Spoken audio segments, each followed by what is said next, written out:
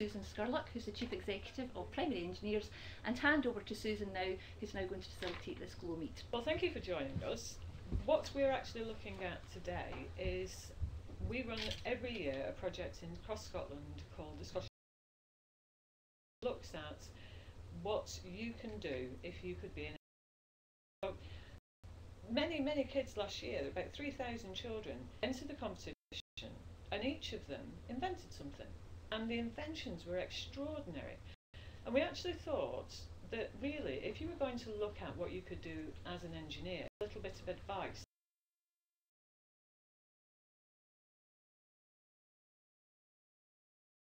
That side of things is very, very important. So this year we thought we'd start off this series of Glow Meet not with an engineer, but with a rather good patents lawyer. Phillip Hannay is here from a company here in Glasgow who's going to talk to you a little bit about what it is to protect your ideas and make them.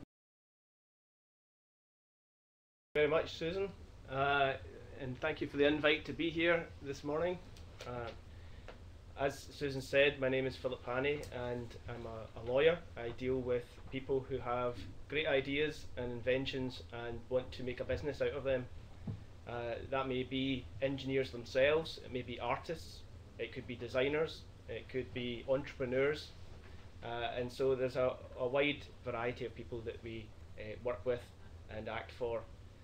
It's not just in Glasgow, it's throughout the whole of the UK, and sometimes we get calls from people abroad as well.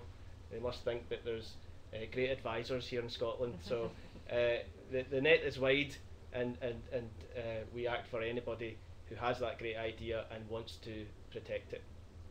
So that's a little bit myself. I grew up in the west coast of Scotland in a place called Gourock, and in Gourock there is a lighthouse that was just along the road from my house called the Cloch Lighthouse, and it stood for 200 years warning the trade ships of Glasgow about the rocks that are in the Clyde, the River Clyde, and it was to warn them to stay away from those rocks, the dangers of those rocks. And so when I set up my own business, I decided to call it Cloch after that lighthouse, because one of the things we do is we advise not only people to coach them through how to have great ideas, but the dangers to stay away from. And so you may have a great idea, you may be tuning in this morning because you want to have a great idea, and hopefully you will have great ideas after the end of this morning. But one of the key things also to keep in mind is there's always dangers in telling people about your ideas and perhaps sharing those ideas. So you may have a question about that, and I'd encourage you to start thinking about some questions, and feel free to type those in, and we will either try and answer those questions as we go, or we can take those questions at the end.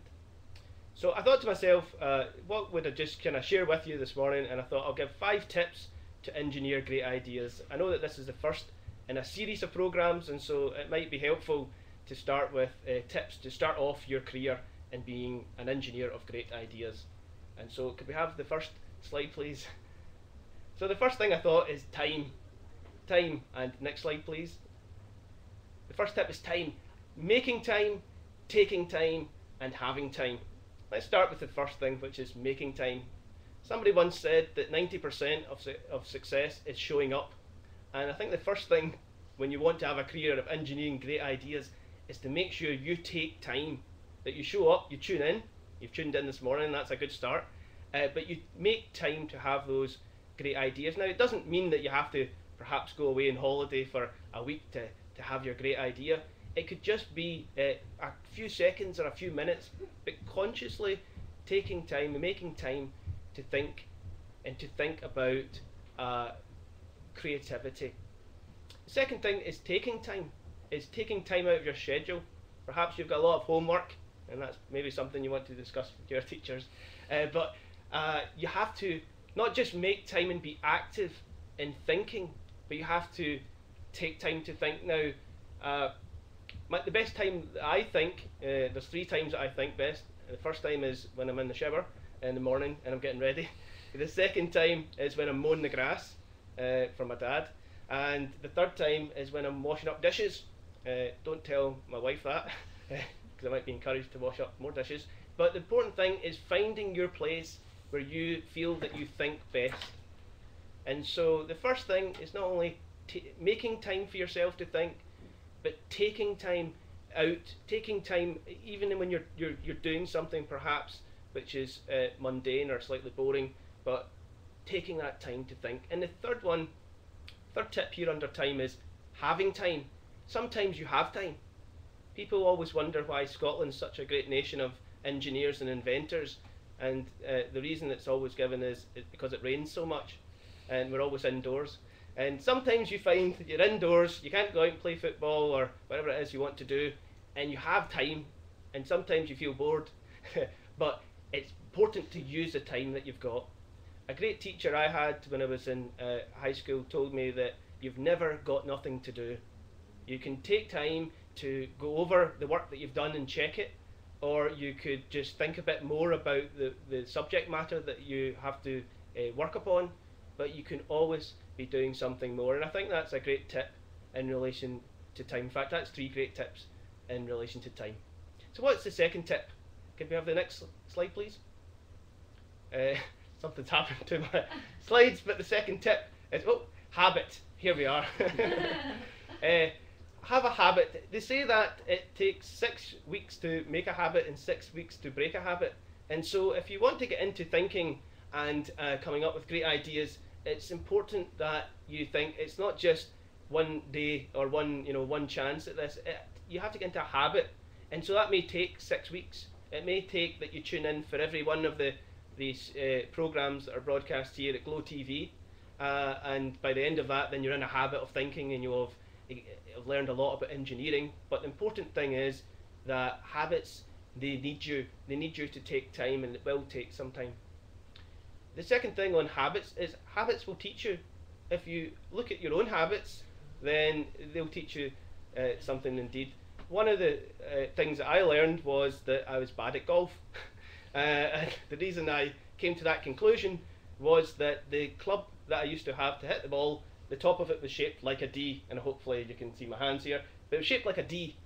And when I was complaining to my wife that I was so bad at golf, she decided to buy me a nice present for my birthday, which was a new club with rather a D-shaped head. It was a square head, which meant that if you didn't hit the ball right in the middle of the club, if you hit it at the top of the club or the bottom of the club head, then it would have the same amount of force and momentum, and your shot would be a good shot.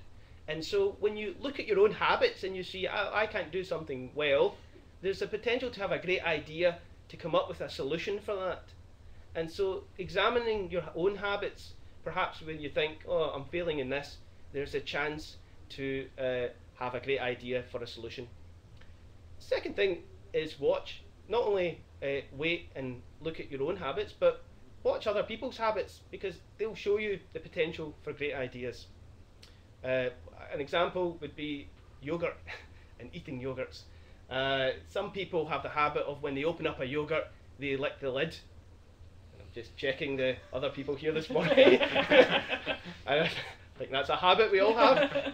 Maybe it's we don't want to waste any, but that's a habit people have. And sometimes you would look at that and you think, well, perhaps there should be a better design where the yogurt doesn't stick to the top of the lid, and therefore people don't need to lick the lids. So examining other people's habits. Habits will not only teach you things about yourself, but they will show you things. And so looking at habits is a great tip for having great ideas. Can we have the next slide, please? So inspiration. And here I've got, yet again, 3 points. The first is what inspires you? What inspires others? And why are people uninspired? It's important when you're looking to have a career, a kind of Wallace and Gromit career, of having a series of great ideas, is to find the place that inspires you. For myself, often I'm inspired just by having... Oh, it's shut down.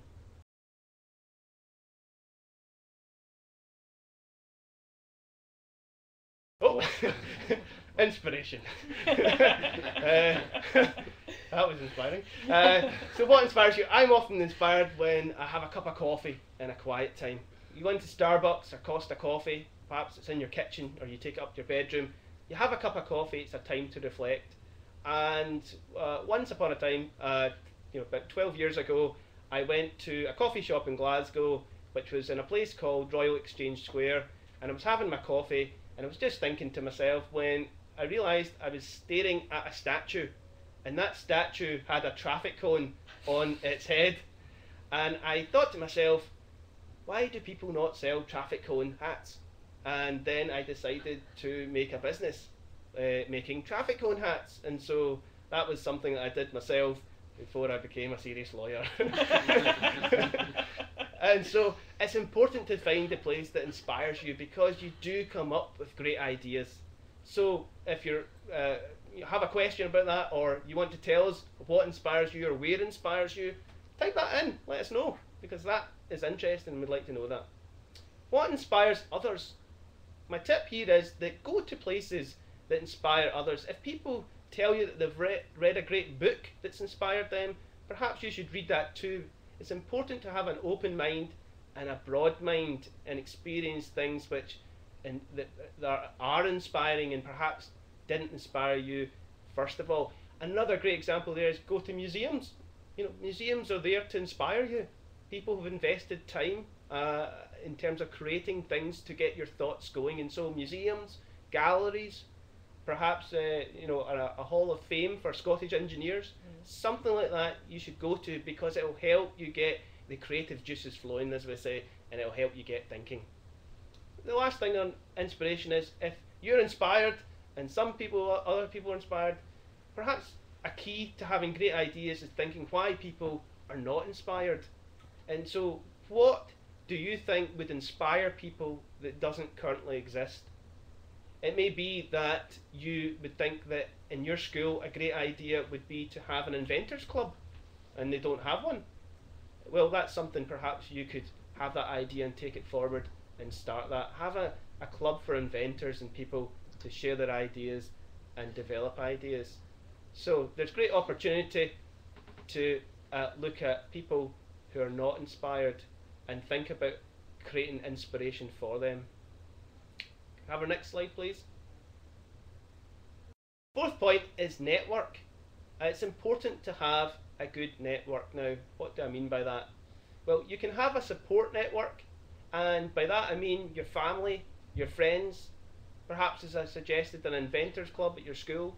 But it's important to have a group of people who will support you and encourage you in your ideas, and that you can share your ideas with them and know that they aren't going to tell anybody else, and perhaps they could tell you if that's a good idea or it's not a good idea. So it's good to have a network, that is a group of people close to you that you can share in confidence your great ideas. And with that you'll be able to refine your ideas. With that you'll be able to think about the ones that people respond to.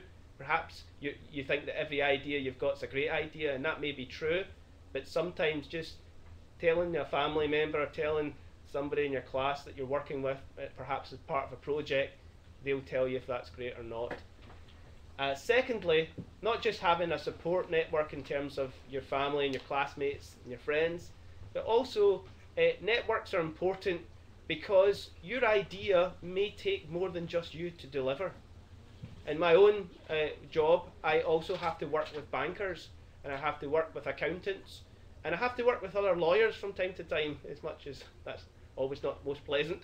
But you have to work with people who have skills and talents which you don't have, and are part of the team in terms of getting your idea or your product to market. And so that's an important thing. Do you have that network? Do you have everybody that's got the kind of skill set that you require to deliver your product or service? Perhaps you're not a good public speaker. Do you know somebody that is a good public speaker? Perhaps you're not good at writing plans. Do you know somebody that is good at writing plans? Perhaps you don't have artistic ability. Do you know somebody that has artistic ability? These are thoughts that you should think about, which will help you develop a good network to support having great ideas. The last point about networks is that they can witness the fact that you did have that idea, and they can witness the fact that you are developing an idea. And so a network can be secure. It can give you security in terms of sharing your ideas, and it can give you security in terms of stability for your ideas. In terms of an example of networks, there's plenty of networks out there which will help in that regard. If you're at school, you might be qualified for Young Enterprise Scotland. If you're at a college, then perhaps you could look to the Prince's Trust. If you're under 30 years old, I assume you are, then you would qualify for the support of the Prince's Trust. And so there's lots of organisations out there. Perhaps the Institution of Primary Engineers and Secondary Engineers is another example of organisations which are there to help support and to help give you security for the development of your ideas. And finally, the last tip is, next slide please, is knowledge. That's my last tip. It's important to keep adding to your knowledge, the addition of knowledge. Technology always changes. My first computer was a Commodore 64 or a ZX Spectrum, and you know, most watches or calculators these days have more power and more memory than these computers did. So technology changes, and it's important to keep up to date with your knowledge and your understanding of engineering matters.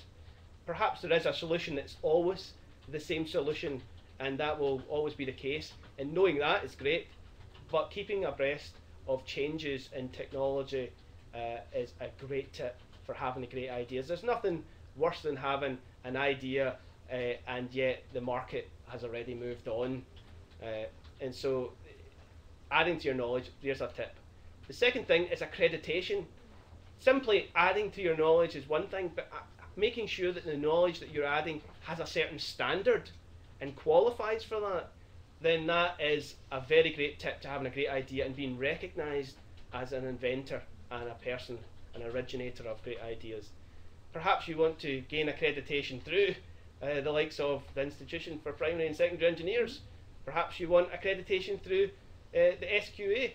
But there should be ways for you to get accredited, that people will recognise the fact that not only you had the idea, but you've got the capability of supporting and delivering your idea.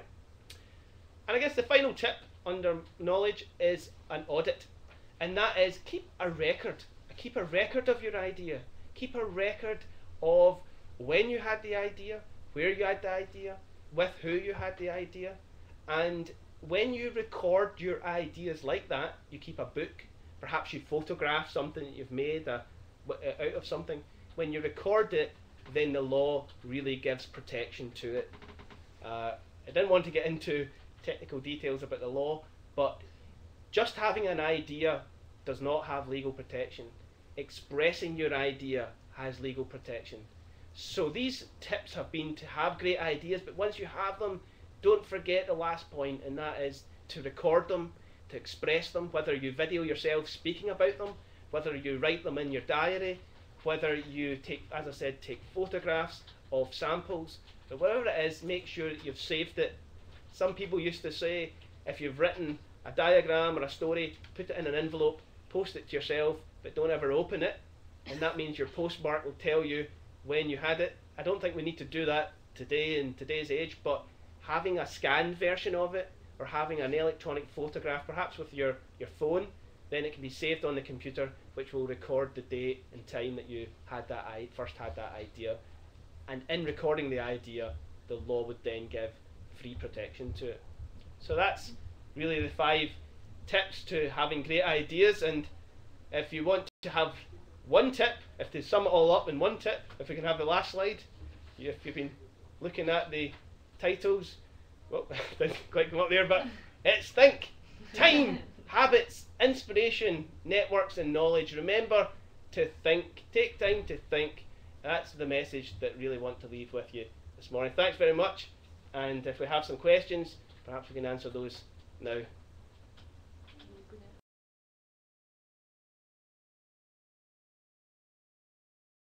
Out of camera shots, but we'll go that way. Thank you so much That was absolutely wonderful. I learned a huge amount sitting here listening to you. I need to come up with some brilliant idea now to make my fortune. That's absolutely wonderful. We do have, and you're seeing my name in the screen, but we have lots of questions there. Are there any in particular, Philip, that you can answer, or have you answered a couple of them? I might need my glasses. Oh, righty, righty. Maybe if you want to... When I need to send a design idea to a competition, how do I ensure nobody takes my idea? That's a good question. Well, the last tip there, I think that question might have come in the middle of the presentation, but the last tip there would be to make sure that you've recorded it. If you've taken a photograph, if there is an actual physical form, or if you've saved it on your computer, then that will be able to evidence the fact that you created your idea at a specific point in time. I guess secondly on that point, I talked about networks and having secure networks that you're confident you're able to share your idea with, whether that be the Prince's Trust or Young Enterprise Scotland or organisations like that. Then they would be able to recognise that you had your idea that time. So speak to your network, speak to your lawyer if you've got one, and ask them if it's free, but ask them to help recognise the fact that you are the inventor at that point. I think you'll now be getting lots of requests to be the lawyers of lots of young children across Scotland. I think you answered the second question about sending a copy of the work to yourself. How can you keep the idea to yourself and or team? If it's schoolwork, can the school take credit for our work? Ah, that's a very good question. Now, that is a question I might need to go away and research, but the way we would normally encounter that situation is if somebody has a great idea at work.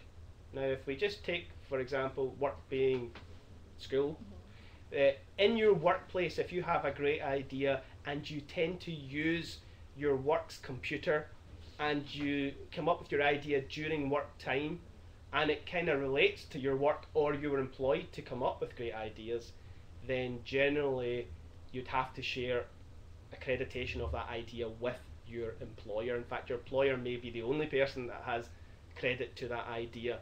So the question becomes, if you're having your great idea, are you doing it at lunchtime? Are you doing it after school at a special club to support you? In that case, it would definitely be your idea. Okay. But if you've been asked to help with a special project, to perhaps, I don't know, I was once asked to help construct the scenery for the school disco. In that case, your design for the backdrop, perhaps for a play or a pantomime, that might not really be yours, it might be shared with the school. Right, okay, that's brilliant, thank you very much. I think that clears that one up. And then we have, how can you take the idea to the next stage without a company taking ideas? That's a good one as well. The question is really, what do you want to do with your ideas? Not everybody wants to make money from their ideas. Now, one of our friends in here this morning comes from Ayrshire, and down in Ayrshire, when you're driving through Ayrshire, you might come across a town where a man called Alexander Fleming, and somebody correct me if I'm wrong, but near Drumclog, Alexander Fleming, near New Mills, Alexander Fleming, that was where he grew up, he was born, and he discovered penicillin. And what's that? It's a medicine that helps you when you're ill, okay? And when he discovered that, he realised that that idea could affect so many people. But he didn't want to get paid for it. He didn't want to charge money, because then people who couldn't afford to get well would stay ill. And so he gave his idea for free to the public. And so some people, they don't want to make money from ideas and they just want to share it. But in that case, you would get the recognition, and that is taking it to the next step. But if you want to take it to the next step and maybe earn a living from it, then at that point it's important to perhaps speak to somebody in a business advisory capacity. What I mean by that, your young enterprise again will help you. Formulate a plan.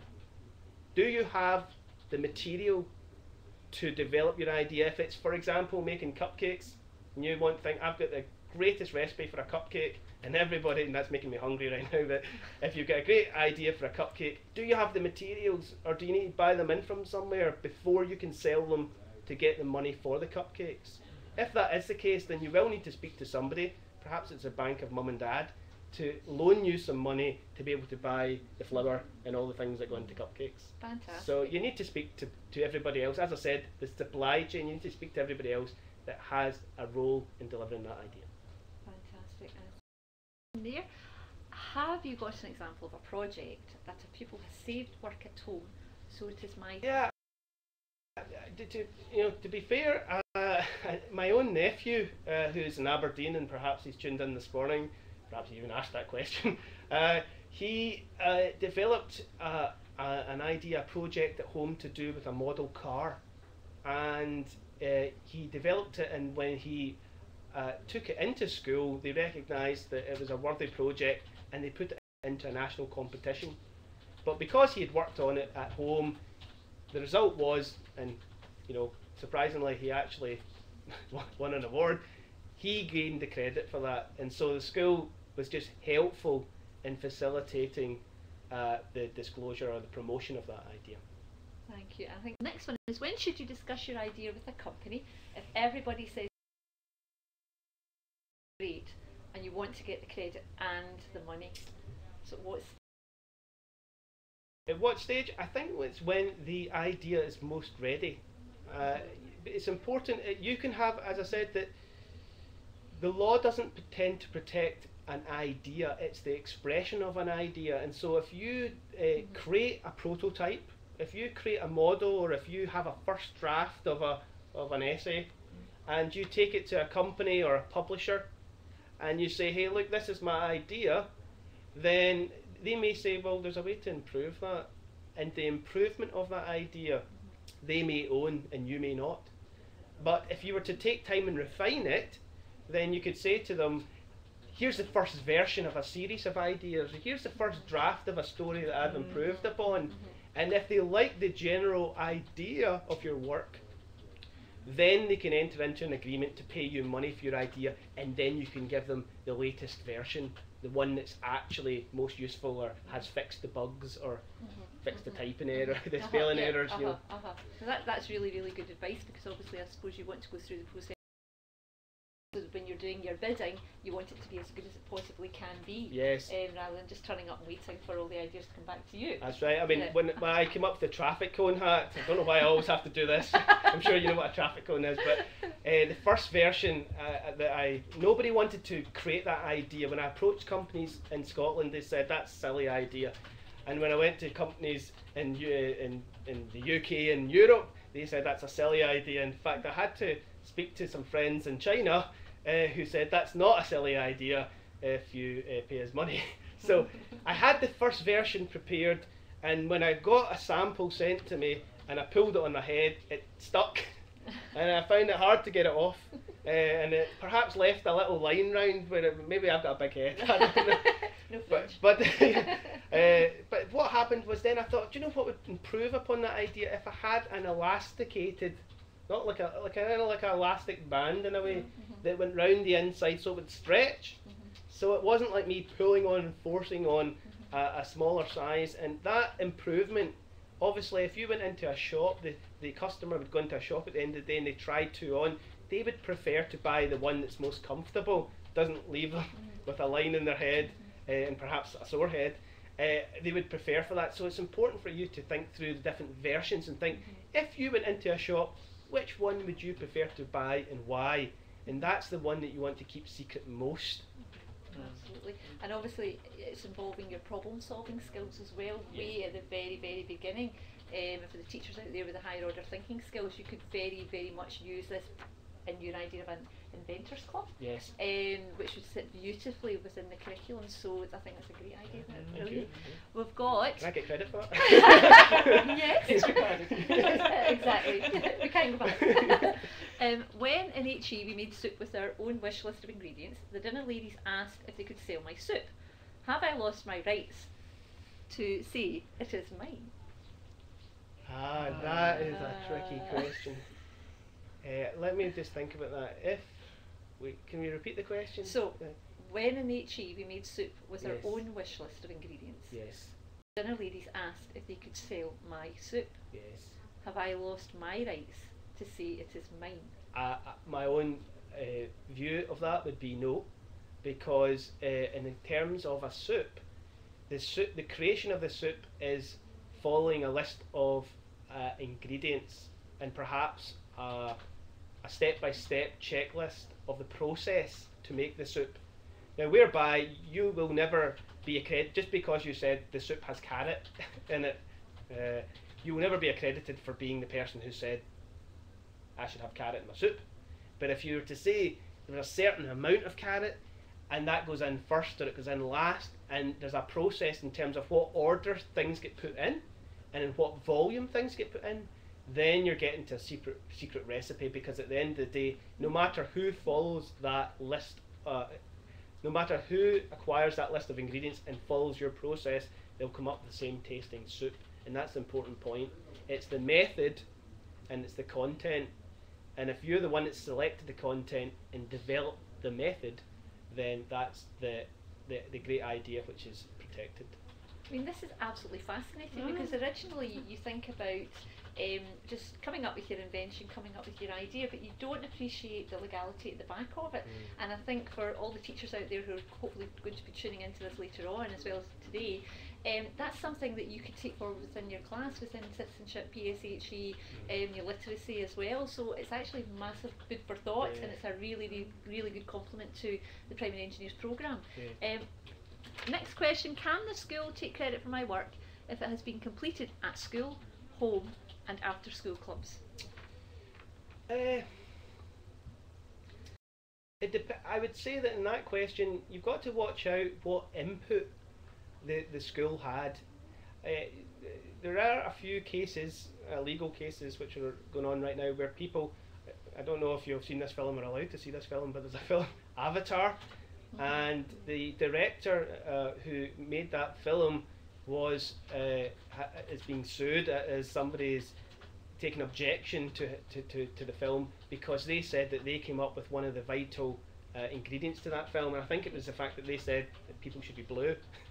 And so somebody having a creative input, somebody sharing a suggestion with you, unless you specifically say to them, get them to recognise that they don't have any claim to that idea, or recognise that the output is entirely yours, then somebody could, if the idea is very successful, come back and claim some form of credit.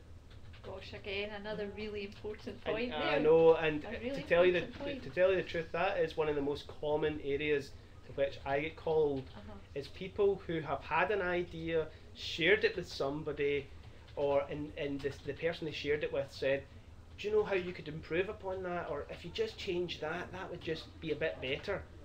And they do it, but then they're incorporating the suggestion, the creative input of the other person, unless you've specifically agreed, and hopefully in writing.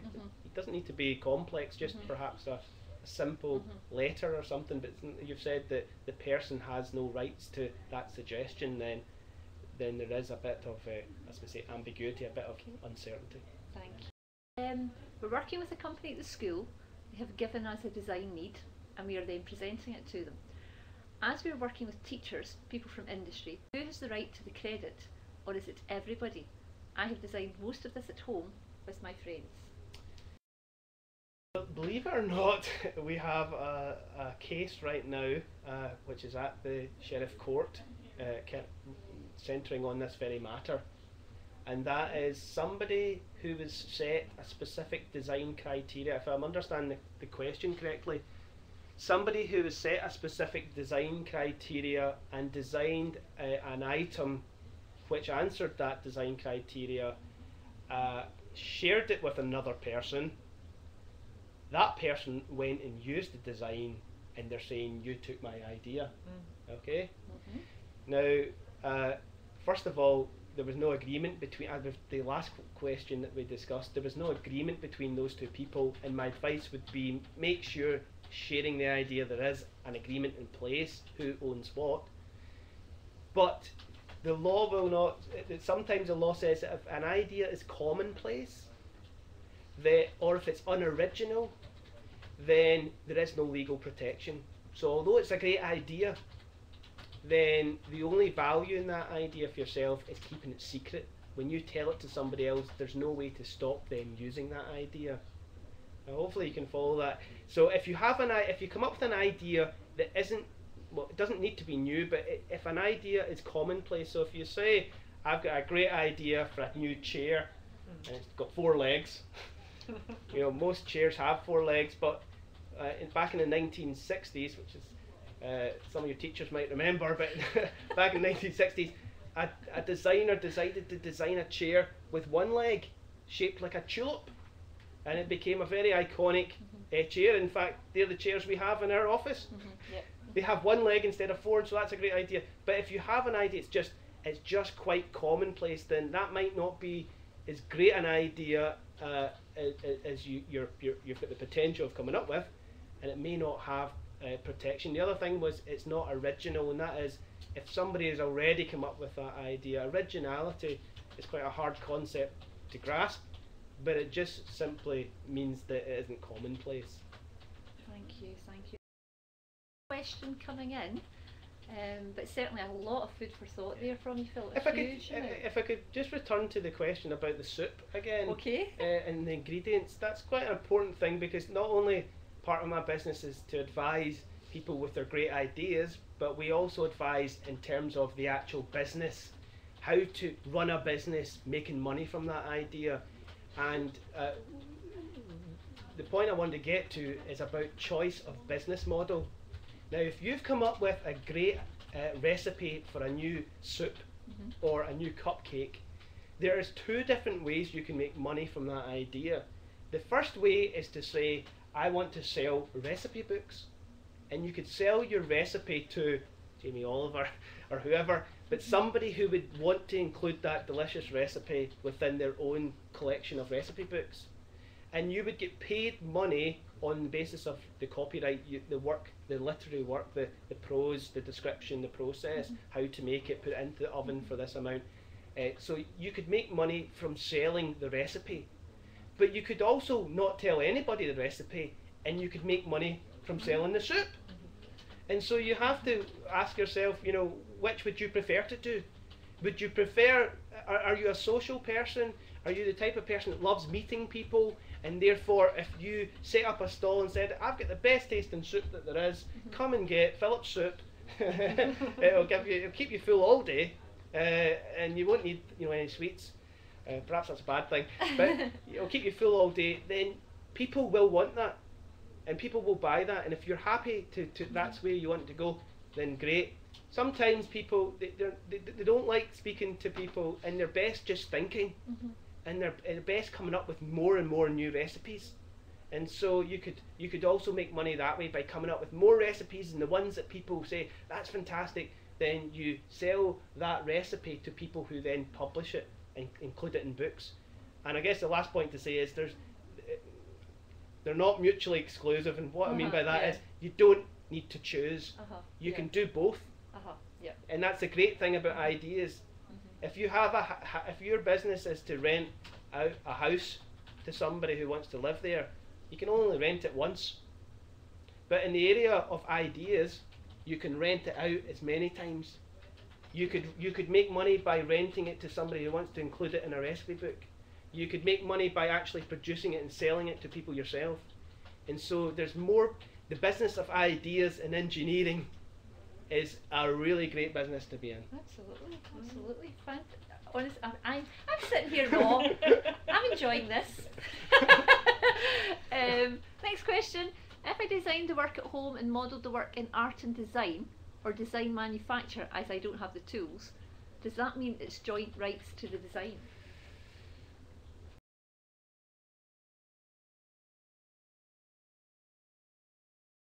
Okay, well.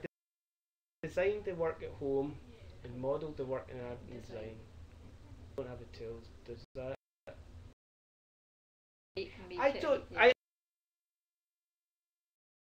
I would say no. I would say no, because the idea itself, it sounds like you've expressed the idea at home. If you've recorded it, you've got your notepad and you've just got your pencil and done a rough sketch. Perhaps it's in the margin of your jotter. You weren't paying attention in class, but you just had that idea and you wanted to put it down because, like myself, I always forget things that I have a great idea and then I don't write it down, I've forgotten it. Perhaps you put it down there and you want to refine it, but you don't have the tools. If you go to a place that does have the tools, whether that's school, perhaps it's a local club, perhaps you want to go to a company that will help you with that, perhaps create a website or something, then I would say that no, they don't have the rights to the design because they're just following your direction. They're just, as we'd say, they're just committing labour to it. They're not actually having any creative input. Okay, that's fantastic. If we have a design and a local company wish to use it, is it a good idea to ask for joint planning and